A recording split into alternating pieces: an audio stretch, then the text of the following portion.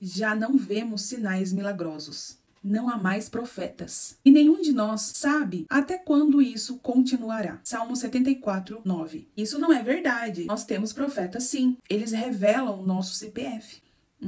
Será mesmo que temos? Será mesmo que conhecemos a verdadeira manifestação do Espírito Santo de Deus? 1 Reis, capítulo 18. Elias, não só ele, mas todos os profetas de Deus, estavam passando por uma grande perseguição por causa de Jezabel, que mandou matar todos os profetas, pois estes não profetizavam o que eles queriam ouvir, mas aquilo que Deus mandava. E os profetas que eles mantinham perto deles, Acabe e Jezabel, eram profetas de Baal. Então Elias foi até eles e propôs uma prova. Então Elias disse no verso 22, eu sou o único que restou dos profetas do Senhor, mas Baal tem 450 profetas. Então ele propõe que esses profetas preparem o altar de sacrifício para o Deus deles. Ele disse no verso 24, então vocês invocarão o nome do seu Deus, e eu invocarei o nome do meu Senhor. O Deus que responder por meio do fogo, esse é Deus. E aí eles ficaram lá tentando, clamando pelo Deus deles. No verso 26 diz assim, e clamaram pelo nome de Baal desde a manhã até o meio-dia. Ó Baal, responde-nos, gritavam, e dançavam em volta do altar que haviam feito. Mas não houve nenhuma resposta. Ninguém respondeu. Ao meio-dia, Elias começou a zombar deles. Grite mais alto, dizia. Já que ele é um Deus, quem sabe está meditando, ou ocupado, ou viajando. Talvez esteja dormindo e precise ser despertado. Então passaram a gritar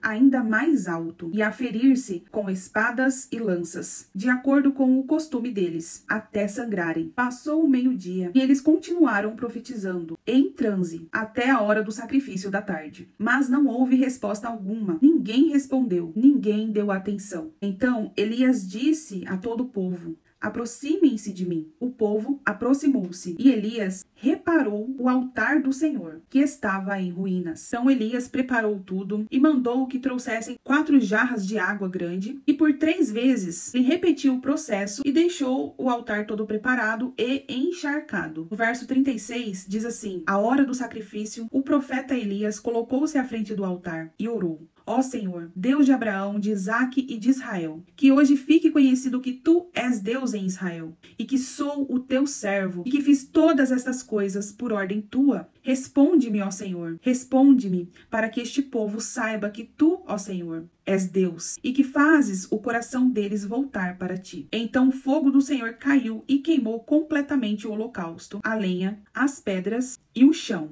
E também secou totalmente a água na valeta. Quando o povo viu isso, todos caíram prostrados e gritaram, só o Senhor é Deus. Só o Senhor é Deus. Repare que os profetas de Baal estavam ali chamando por ele e eles ficaram de tal forma que entraram em transe. Isso nos mostra que a emoção pode nos levar a um estado que não é natural. Pode nos deixar arrepiados, emocionados, em transe. Mas isso não significa que é Deus que está falando. Jeremias 17:9 diz que o coração é mais enganoso que qualquer outra coisa e sua doença é incurável. Quem é capaz de compreendê-lo? E quando a gente vê o sacrifício de Elias, repare que ele não ajudou o trabalho de Deus, ele dificultou. Isso nos mostra que a gente não precisa ajudar a Deus a fazer o trabalho dele. Ele faz do jeito dele e no tempo dele. E repare que quando Deus responde a Elias e manda fogo do céu, todos aqueles homens que estavam ali acreditando em outro Deus se prostram ao chão, reconhecendo o seu pecado e reconhecendo que só o Senhor é Deus. Isso nos leva a João 16:8, que Jesus disse que ele iria, mas nos enviaria o Consolador. E quando ele vier, Jesus disse, convencerá o mundo da justiça, do pecado e do juízo. Foi o que aconteceu naquele momento. Isso me lembrou de uma história do Diante do Trono. Ana Paula Valadão conta que em um dos ensaios do DT, a presença do Espírito Santo desceu sobre eles e não ficou um de pé. Todos eles foram ao chão diante da gloriosa presença de Deus. E foi tão forte que ela conta que alguém foi entrar na sala e quando essa pessoa abriu a porta para entrar, a presença ali era tão forte que a pessoa recuou. E todos que estavam lá foram ao chão. Ou seja, quando o Espírito Santo de Deus se manifesta, não fica um de pé. Todo o ambiente é tomado. Deus não faz acepção de pessoas. Todos são convencidos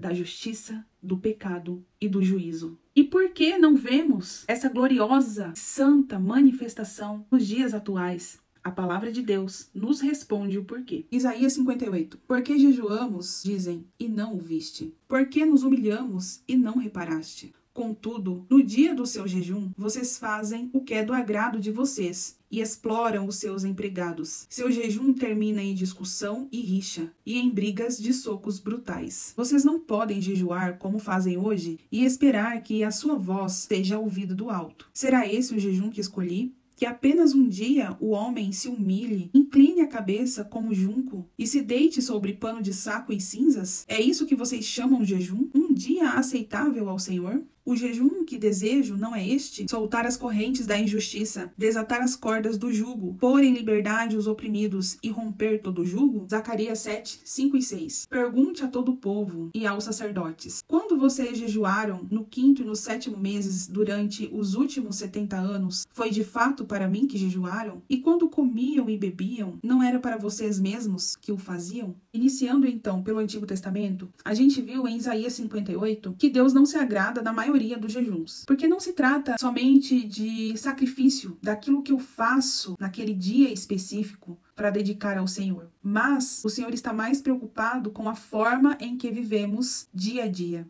a forma que procedemos com o nosso próximo. Por exemplo, quando Deus deu os 10 mandamentos a Moisés, um deles lhe disse: não pronuncie o meu santo nome em vão. Mas no hebraico, o sentido dessa palavra é de carregar o nome de Deus, não carregar o nome de Deus em vão. A forma em que eu vivo, porque se eu digo que sou cristã, eu devo viver de tal forma para não envergonhar o nome de Deus, porque eu carrego o nome de Deus e não devo carregá-lo em vão. Em Zacarias, vemos que o que Deus fala também sobre o jejum, que quando jejuamos é para nós mesmos.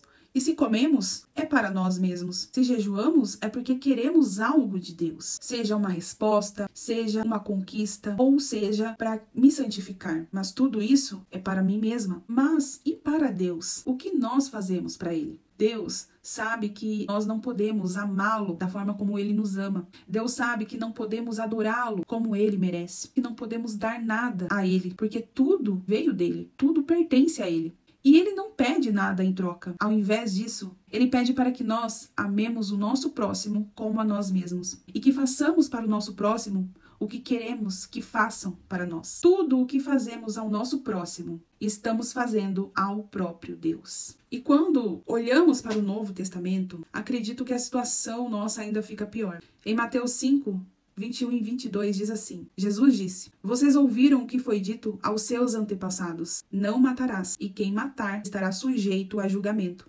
Mas eu digo a vocês, e qualquer que se irar contra o seu irmão estará sujeito a julgamento. Também, qualquer que disser a seu irmão, racá, será levado ao tribunal. E qualquer que disser louco, corre o risco de ir para o fogo do inferno. Racá significa insulto ou desprezo. É uma palavra usada para expressar grande ira ou desdém. Mateus 5,42. Dê a quem pede e não volte as costas aquele que deseja pedir algo emprestado. Mateus 5,44. Mas eu digo, amem os seus inimigos e orem por aqueles que os perseguem. Aqueles que carregam o nome de Deus são diferentes daqueles que amam o mundo. Somos odiados e amamos, perseguidos e intercedemos, desprezados e permanecemos, caluniados e bendizemos. E se nos ferirem na face esquerda, oferecemos também à direita, porque foi assim que Jesus ensinou. O Espírito Santo de Deus nos convence da justiça, do pecado e do juízo. Logo, quem tem o Espírito Santo de Deus é convencido diariamente. E se a nossa justiça não for muito superior à dos fariseus e mestres da lei, de modo nenhum entraremos no reino de Deus. Mateus 5,20. Por isso que Jesus também disse: façam todo esforço possível para entrar pela porta estreita, porque muitos tentarão e não conseguirão. Esses que tentarão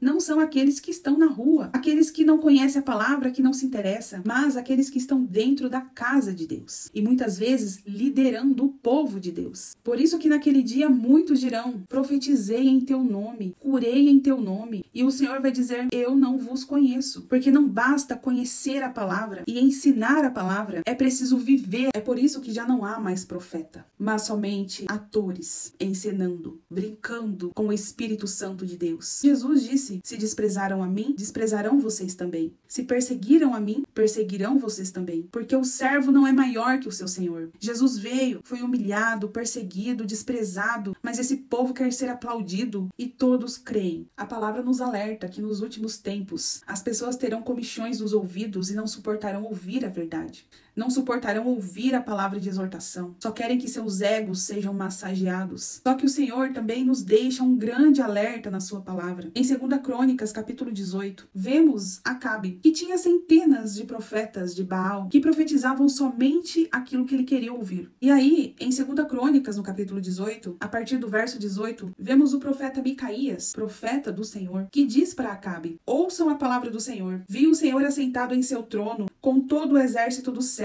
à sua direita e à sua esquerda. E o Senhor disse: quem enganará Acabe, rei de Israel, para que ataque Ramote de Gileade e morra? E um sugeria uma coisa, outro sugeria outra, até que, finalmente, um espírito colocou-se diante do Senhor e disse: eu o enganarei. De que maneira? Perguntou o Senhor. Ele respondeu: irei e serei um espírito mentiroso na boca de todos os profetas do rei. Disse o Senhor: você consegue enganá-lo. Vá e engane-o. E o Senhor pôs um espírito mentiroso na boca desses seus profetas. O Senhor decretou a sua desgraça. Esse é o perigo de fechar os nossos ouvidos e o nosso coração para a exortação do Senhor. É como se o Senhor dissesse: você ama a mentira? Então fique com ela.